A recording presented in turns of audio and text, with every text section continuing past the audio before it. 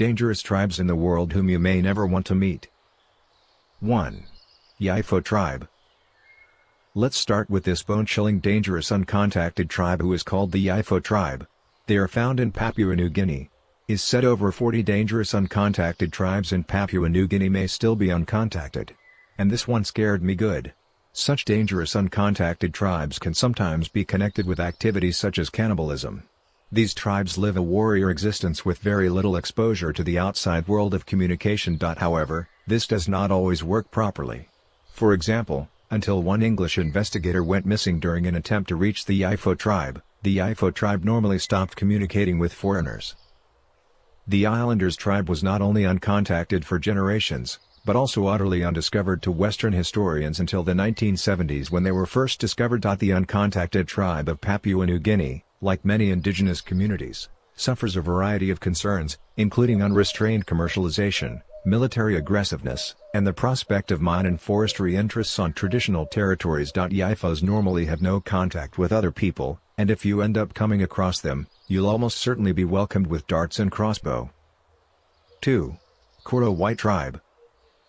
While we are still talking about Papua New Guinea and its existing dangerous uncontacted tribes, let's get to know another such tribe who has remained uncontacted among people, and the name of this tribe is the Korowai Tribe. They have some mind-blowing facts about them. In the rainforests of South Papua, the Korowai tribe once used cannibalism as a method of torture or just to survive. Human sacrifices are prevalent among the tribe. They are also believing in a world dominated by sorcery and ghosts. Even though they have embraced contemporary world interaction in recent years, they remain one of the world's largest, most hostile tribes. Here is some interesting fact which was revealed by an expert, that the Korowai were uninformed of the reality of any individuals other tthan themselves in the era till 1900.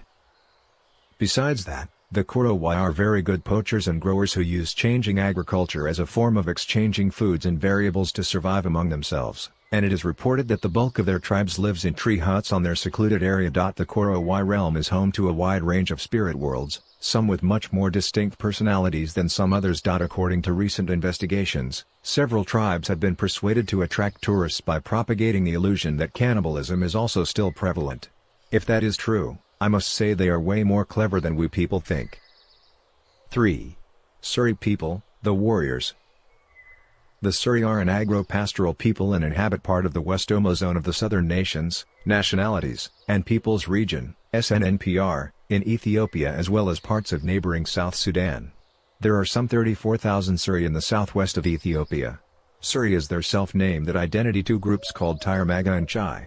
A third group, speaking a somewhat different language, are the Baal, or Balasi, or Kakapo, who also live partly in the Republic of South Sudan and move regularly across the border, following interests dictated by trade, intermarriage, or the occasional search for better pastures in the dry season. The Suri area was conquered by Imperial Ethiopian troops in 1897.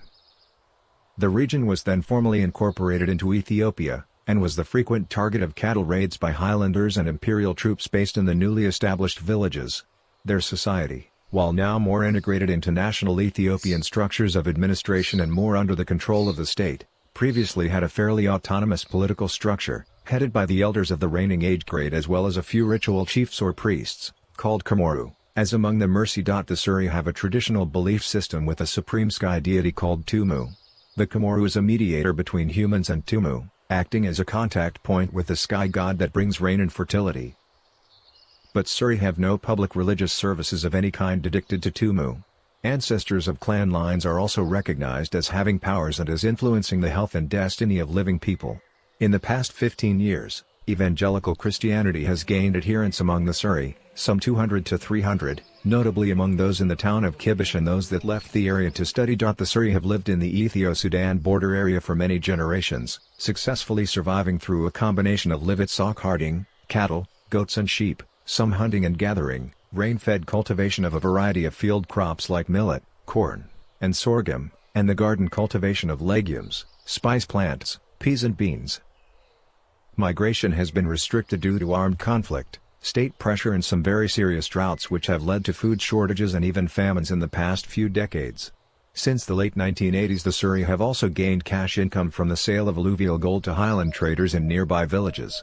During the last 10 years, this trade has suffered from strong competition from Highlanders and army-related people, who have tended to push the Suri out of business. The post-1991 ethnic federal Ethiopian regime has formally accorded the Suri political autonomy in a separate Wareda district, but the leadership of this district is carefully groomed and controlled by the authorities. The state does not really consult the Suri community leaders on any matter and has appointed its own advisors. Ethiopian government gave a collective name for the Suri, Mercy and Mean groups that inhabit the southwestern part of the country. This name is Surma. All three groups speak languages belonging to the Surmic branch of the Nilo-Saharan language family.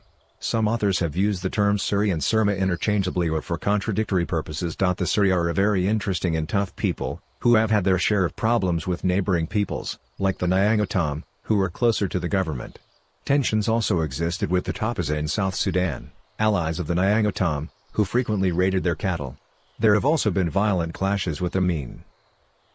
Most problems in recent decades, however, have been with the authorities. The village Highlanders, of mixed descent, tend to look down upon the Suri nomads. There is a dramatic history of conflicts and clashes of Suri with Highlanders and national government officials, who have a deep distrust of the Suri and saw them always as uncivilized lowlanders without religion.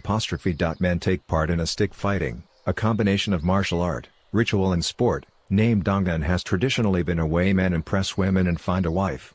They fight with little or no clothing, and the violent clashes sometimes result in death. Battles usually take place between Suri villages, which can consist of between 40 and 2,500 people.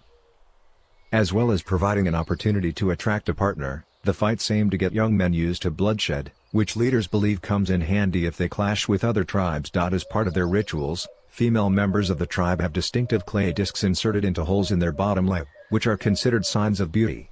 To have the discs inserted, their bottom two teeth are removed before the hole is cut. The larger the plate, the more cows the girl's father can demand in dowry when his daughter marries. The average man owns between 30 and 40 cows. In order to marry, he needs about 60 cows to give to his wife's family. From delicate swirls of raised flesh to intricate dotted patterns, the scars that decorate the bodies of Ethiopia's Bodhi, Mercy and Suri tribes are more than just the sign of an old injury. They're an elaborate part of local culture and signify everything from beauty to adulthood, or even, in some cases, are simply a mark of belonging. Using shared blades is a huge problem in the South Omo region, explains the French photographer Eric Laforgue. Hepatitis is starting to become a problem as workers from other parts of Ethiopia arrive to work on the new government-sponsored plantations. AIDS is also becoming a threat.